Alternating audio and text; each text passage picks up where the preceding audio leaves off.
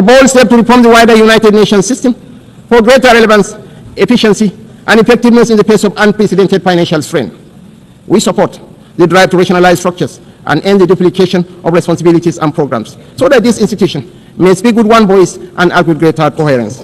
Madam President, Africa, none of us in this world can function peacefully in isolation. This is a heavy burden of sovereignty. Sovereignty is a covenant of shared responsibility, a recognition that our survival is bound to the survival of others. To live up to this charge, we must work hand in hand with our neighbors and partners. We must follow the trails of weapons, of money, and of people. For these opposites, too often driven by faceless non-state actors, ignite the fires of conflict across our region. Madam President, Nigeria's soldiers and civilians carry a proud legacy. They have participated in 51 out of 60 United Nations peacekeeping operations since our independence in 1960. We have stood with our partners in Africa to resolve conflicts, and we continue that commitment today through the Multinational Joint Task Force. At home, we confront the scourge of insurgency we resolve. From this long and difficult struggle with violent extremism, one truth stands clear. Military tactics may win battles measured in months and years, but in wars that span generations, it is values and ideas that deliver the ultimate victory. We are despised by terrorists because we choose tolerance over tyranny. Their ambition is to divide us and to poison our humanity with a toxic rhetoric of hate. Our difference is the distance between shadow and light, between despair and hope, between the ruin of anarchy and the promise of order. We do not only fight wars, we pit and shelter the innocent victims of war. This is why we are not indifferent to the devastations of our neighbors near and distant. This is why we speak of the violence and aggression visited upon innocent civilians in Gaza, the illegal attack on Qatar, and the tensions that scar the wider region. It is not only because of the culture of impunity that makes such acts intolerable, but because our own bitter experience has taught us that such violence never ends where it begins. We do not believe that the sanctity of human life should be trapped in the corridors of endless debate. That is why we say, without stuttering and without doubt, that a two-state solution remains the most dignified path to lasting peace for the people of Palestine. For too long, this community has borne the weight of moral conflict. For too long, we have been caught in the crossfire of violence that offends the conscience of humanity. We come not as partisans, but as peacemakers. We come as brothers and sisters of a shared wall, a wall that must never reduce the right to live into the currency of devious politics. The people of Palestine are not collateral damage in a civilization searching for order. They are human beings, equal in worth, entitled to the same freedoms and dignities that the rest of us take for granted. We want to make the choice crystal clear. Civilized values over fear, civilized values over vengeance, civilized values over bloodshed. We show the opportunities that peace brings, just as the extremists hope to drive apart rival communities and different religions.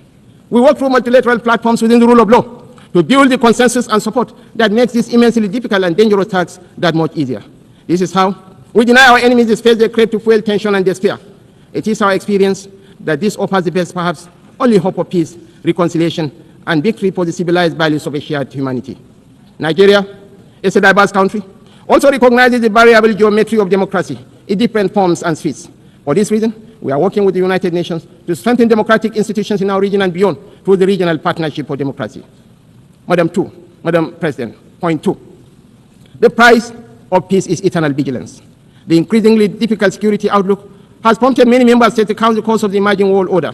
We in Nigeria are already familiar with so difficult choices: infrastructure renewal or defense platforms, schools or tanks. Our view is that the path to sustainable peace lies in growth and prosperity.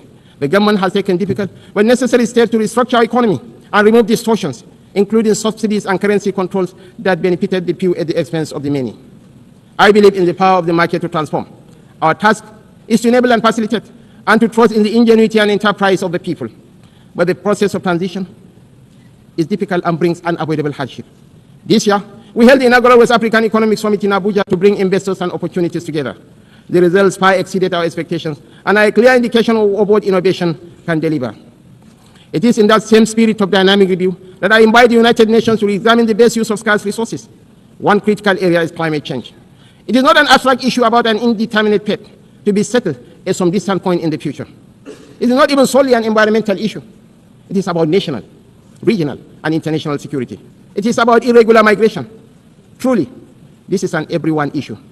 We are all stakeholders, and we are all beneficiaries of the best outcomes. Madam President, this is why relevant ministers have been instructed to work with the UN to make the best use of climate funds. We believe there are huge shared dividends to accrue from increased support for education, for resilient housing, for access to technology and financing, to allow vulnerable communities to thrive, to become part of solutions rather than problems. Nigeria and Africa have made significant strides in recent years to put our affairs in order. We can take that progress to the next level, a level that presents new opportunities for trade, investment, and profit, if we can assess reforms to strengthen the international financial architecture. We need urgent action to promote debt relief, not as an act of charity, but as a clear path to the peace and prosperity that benefits us all.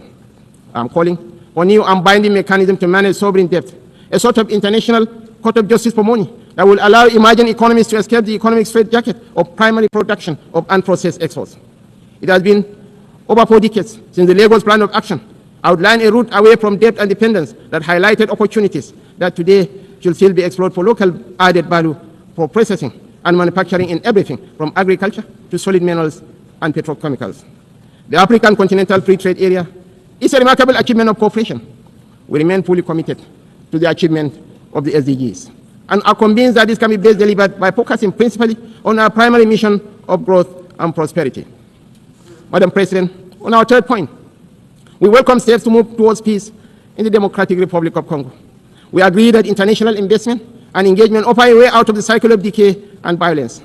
Access to strategic minerals from Sierra Leone in the 1990s and Sudan today has for too long been a source of conflict rather than prosperity. Africa, and I must include Nigeria, has in abundance the critical minerals that will derive and drive the technologies of the future. Investments in exploration, development and processing of these minerals in Africa will diversify supply to the international market, reduce tensions between major economies, and help shape the architecture for peace and prosperity on a continent that too often in the past has been left behind by the rivalries and competition between different power blocs. We know in Nigeria that we are more stable when those communities that have access to key resources are able to benefit from these resources. This has been our journey in the oil-producing region of the Niger Delta.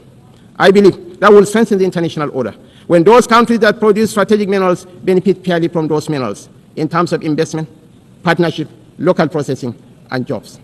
When we export raw materials, as we have been doing, tension, inequality, and instability fester.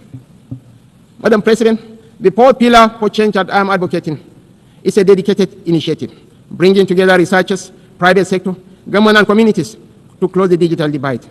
As we stand on the threshold of new and dramatic technological change, we are still absorbing the impact of the revolution in information and communication of the past 20 years. We understand better than we did the opportunities technology offers, as well as the safeguards we need to enable growth and mitigate the potential for corruption. Some worry about fake news. Truly, we have plenty of that, with the potential of devastating real-world consequences in countries rich and poor. I am more worried about an emerging generation that grows ever more cynical because it believes nothing and trusts less. As technology shakes our public administration, law, finance, conflict, and so much of the human condition, I'm calling for a new dialogue to ensure we promote the best of the opportunities that are arising and promote the level of access that allows emerging economies more quickly to close a wealth and knowledge gap that is in no one's interest. I join you today to reassert Nigeria's commitment to peace, to development, to unity, to multilateralism, and to the defense of human rights is beyond compromise. For none of us is safe until all of us are safe. The road ahead will not be easy, and we know there are no quick fixes to the trials that test the human spirit. Yet history reminds us that bold action in pursuit of noble ideals has always defined the story of the United Nations. Time and again, we have found the wisdom to balance sovereign rights with collective responsibility. That balance is once again in question. But I believe, quite passionately, that a renewed commitment to multilateralism, not as a slogan, but as an article of faith, remains our surest path forward. Nigeria dedicates itself fully and without reservation to that noble cause. I thank you all for listening.